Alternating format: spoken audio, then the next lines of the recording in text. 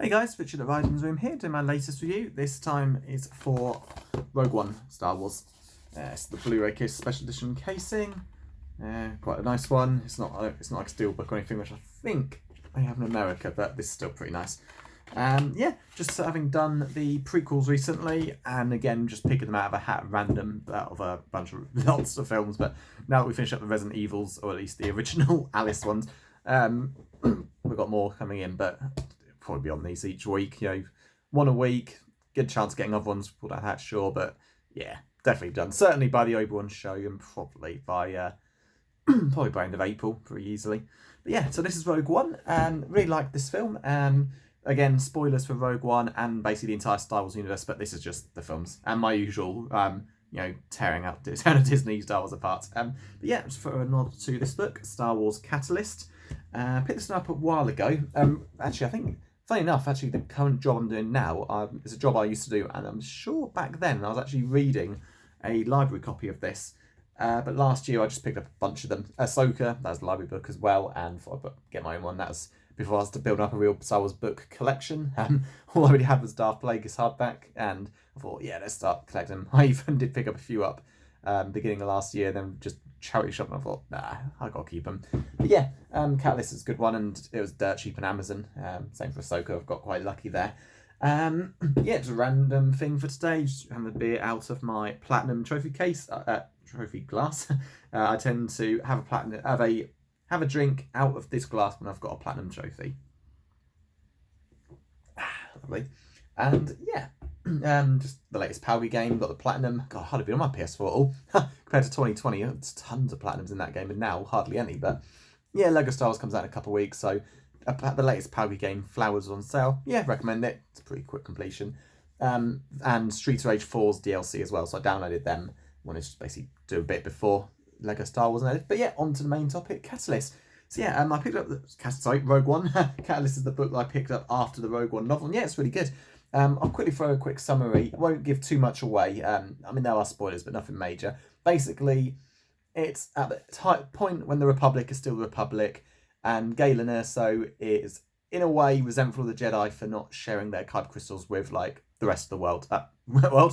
Rest of the galaxy, because their power of kyber crystal can be used to do so much more than just create a lightsaber. They can use, like, energy, defend planets, etc. And yeah, basically Galen Erso is given the chance to do all that, which he does, but he has no idea he's being really used for the Death Star creation. Seems the Death Star was something that was like in the minds of a lot of senators way before it began its creation, some point after Revenge of the Sith.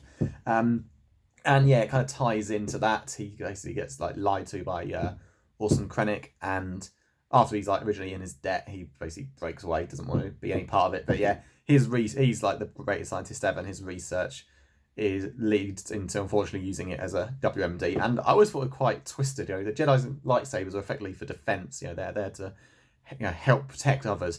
And the Empire and the Sith just turn into like the biggest abomination of all time. Hell, even Darth Vader's not that. Obviously, he's as bloodthirsty as everyone else, but even he's not that impressed by the power of the Death Star compared to the Force. And yeah, the fact that he'd used Jedi lightsaber crystals to make like the most horrific weapon in history is just terrible stuff. But it's just a perfect thing to mock the Jedi. The Sith believe they only use lightsabers as a way of mocking the Jedi as well. But yeah, it works well. But yeah, that's basically the prequel book, Catalyst, and then you've got the main story, Rogue One, and of course the books, just the film tie-in is pretty much the same. Not like massively different like Revenge of the Sith, but it is. But yeah, basically, you got your main character, Jyn Erso. Her dad, Galen Erso, has been taken prisoner, taken hostage, living in comfort as a hero of the Empire, as he's told, to help develop the Death Star. And basically the main plot of Rogue One is, let's fill in that plot hole in A New Hope. Why the hell would the Empire leave a hole in the Death Star that you could just blow the whole thing up with one shot? And yeah, this is basically it. Jyn Erso's dad set the whole thing up. He's basically booby-trapped it. So yeah, Jyn Erso, main character, really, really good character, great actress as well. Unlike Rey, she's has a very, very hard life, and yeah, she absolutely earns it. And you got a really good team as well. Effectively, she's becomes part of the rebellion, and a group of rebellion soldiers help her, and they find a way to get the rebel plans to the larger rebellion. And I absolutely love this film. It generally gets a bit of criticism for like being fairly boring to start with. I mean, I don't know if we saw it that way. I admit the last third, let's say, the last hour-ish is absolutely outstanding. Yeah, it's well and truly a brutal war movie, and who'd have thought every main character would be dead by the end? It's God, yeah, I absolutely love it. You know, there's no Jedi, although it's debatable whether Donnie Yen's character Chewett was a Jedi Nami. He wasn't a Jedi, but it can't just be his belief in the Force. He must have some level of Force connection. I mean, the end when he's able to walk through like a battlefield and not get shot, that's clearly the Force protecting him at that exact moment. Yeah, and then of course Darth Vader shows up, does a bit of his Force choking on Krennic, who still wants like power and to be in charge. And then, of course, there's the famous Darth Vader hallway rampage at the end. So, yeah, it's not really a Jedi Sith story, which is great. I mean, even the beginning, it's set up to make you think that way. I mean, spoilers here for anyone who's played the game The Force Unleashed on 360 PS3 and, yeah, Wii as well. Basically, that opens with Darth Vader hunting down a former Jedi on Kashyyyk. And it ties into the Wookiees being imprisoned. And the opening Rogue One always made me think that way. You know, it seems like the Empire. See, Vader doesn't have to take them all out, but the Empire or Vader could be on the ship. Who knows? But on to point, the Empire found a former Jedi and are hunting him down. But no, that is just Galen Erso, Jin's father, because of his knowledge for science. And yeah, it's a great little real. I suppose from the very beginning you realise it's not a typical Jedi v Sith story, and yeah, I actually love it for that. And even after these years, I grew to hate Disney trilogy. This is by far the only really good one. Solo's fine. I had no issue with it, but I only watched it once, and I wouldn't again. To be honest, it was all right, but not bad, but not great. Whereas Rogue One, yeah, holds up really well. Still the best of the Disney era. And yeah, I really enjoyed it. So you've got all your various characters. You've got this reprogrammed Imperial droid who's just hysterical. He's like, if Bender from Futurama was in Star Wars, he's just so like sarcastic, loves saying what's on his mind, and yeah, he's a great character. It's a real shame when he dies. I'll quickly run through all the characters, otherwise this review will be all over the place. But yeah, Jin, main character, absolutely superb. Yeah, actually the hero. Cassian, who's getting his own show, which I'm looking forward to seeing. I mean, he makes a point that him and a lot of people in Rebellion do the more unpleasant jobs, like being saboteurs, assassins, and spies. And the original trilogy pretty much set the Rebellion up as the good people. You know, all of them were good guys. No one did anything bad. Obviously, you don't go into the entire history over 19 years, but 19 years, that's a big extreme, 6, 7, 8 years maybe.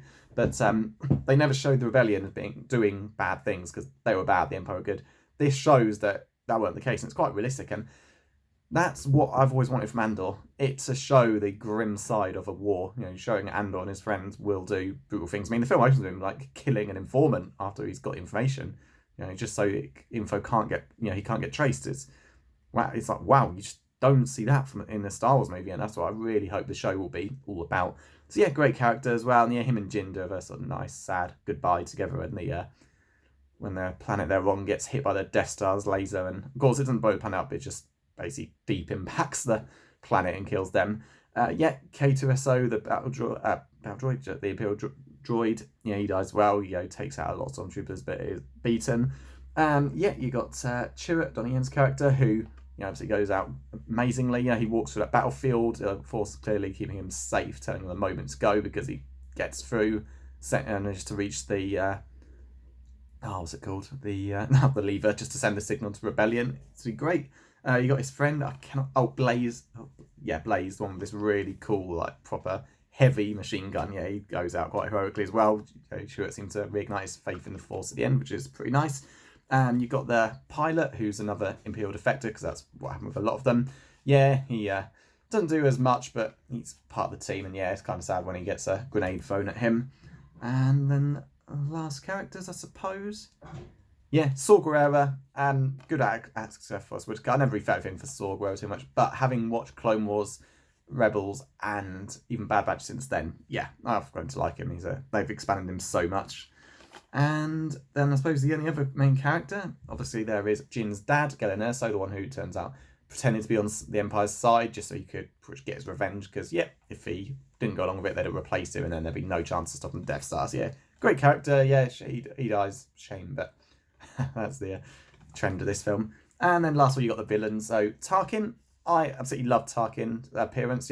Some people were criticising the CGI, but to be honest, I think a lot of people just want to criticise CGI. I mean, some people just will not accept it, or accept it as like the main like way of making films now. But no, I absolutely love it. Yeah, they've done a great job. I know in episode 3 they got an actor who has a very strong resemblance to a young Tarkin. I suppose they could have gone to him, because that was 2005 and this came out in 2016, but he still wouldn't be old enough. And no, I have no problem at all. Obviously loved it. I feel like I get it. But yeah, it's not 100% perfect, but it's because it's that type of tech. It's probably never going to be. But just look at something like Final Fantasy Advent Children. That looks absolutely superb. But yeah, it's not perfect. Tarkin's design isn't perfect, but I never really cared. I never noticed, to be honest. Yeah, and then of course Leia appears as well, looking exactly like she did in A New Hope. Yeah, I imagine there's people who didn't like her design there, but I had no problems at all there. It's just great to see even just for a minute. And last character of all is, of course, Orson Krennic. He's the villain of this film. You know, he's one who's like quite high up, clearly higher up than Tarkin, although Tarkin seems to have his powers well. And yeah, the two clearly hate each other and yeah, just clearly want favour with the Emperor and Vader. It's pretty entertaining, and it's quite brilliant how he dies. Tarkin basically has him killed. Yeah, when they destroy the facilities on Scarif where the big battle takes place to get rid of any like the evidence like the plan, the records for the Death Star's construction, which are stored there. They just hit the tower, but to us, I don't think Tarkin really cares about that. I think he just sees his chance to wipe out a good force of the rebellion and kill Krennic to take over. It's just kind of entertaining watching Krennic, Death Star's his project. Look at his face when he sees it's there, knows what's coming. And then you got Darth Vader as well. Absolutely amazing that he lives on Mustafar, and it's just quite brilliant in its cruelty. Mustafar's 100% the place Anakin truly became Darth Vader, not in being put in the suit, just what he did to Padme and what he tried to do to Obi-Wan. And yeah, it makes sense that he'd have to like live in a place where suffer the worst moments of his life. And yeah, it's just great. And I love that what this film did is they put names on the planets like Yavin 4, but Mustafar they didn't. It's very clear that's the place in just a slightly different part of the planet to episode 3. So yeah, that's pretty much it. But very grown-up film. It does something totally different. Yeah, it's a prequel in the sense that it's just filling in the gaps, but no, I loved it, and it makes perfect sense. It always felt really dumb that the Death Star was that exposed, even if they thought the Rebels would never get to it like that, but they did, and yeah, I like it. So yeah, I absolutely love this film. 9 out of 10, definitely, or maybe just under 9.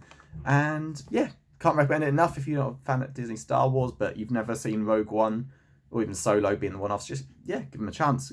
It's Solo. Even Solo's worth a watch. I won't be rewatching this. This is solely the first 6 and Rogue One, mainly because they're the ones I've got on Blu-ray. But yeah, that's it. And is there anything else I want to say about this film? There's something on my mind, but I can't think of what it is. Oh yeah, just little things like when the rebellion do attack Scarif, so that the Jin's team can get the Death Star plan sent out, and having people like Rogue One, Rogue Leader, Rogue 5, etc., which I'm pretty sure Rogue 5 becomes Luke's number, having them appear, in fact, how Luke gets his code because one of his pilots is killed is great. And yeah, really enjoyed it. So definitely recommend it. Okay, until next time. Thank you.